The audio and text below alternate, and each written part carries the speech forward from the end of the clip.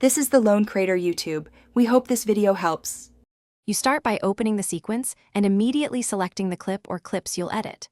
Once selected, unlink audio from video so you remove sound without touching visual frames. Use right-click unlink or press Ctrl+L. After unlinking, click just the audio portion and press delete to drop it from the timeline. This preserves video timing and edits. Once done, scrub the timeline to confirm no audible waveform remains, and make sure you didn't accidentally delete a linked nested sequence. Next, work through larger sections. Select multiple clips and unlink them together so you can delete all audio at once. This saves time and keeps cuts aligned.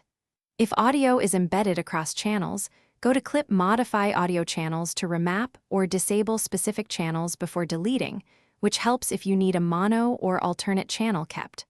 Alternatively, disable the audio track or mute the track header to silence sound non-destructively while preserving clips. Make sure to check waveforms and playback for gaps. To finish, render the timeline and export with confidence. In export settings, uncheck Export Audio if you want a silent file, or confirm audio tracks are empty. If you still hear sound, inspect nested sequences and linked clips. Audio often lives inside a nested timeline or remains linked. Unlink and remove it there. Also check the master track and any effects that reintroduce audio. If problems continue, solo/mute tracks one at a time to locate the source and repeat unlink/delete where needed. Thanks for watching. Consider subscribing if we helped you.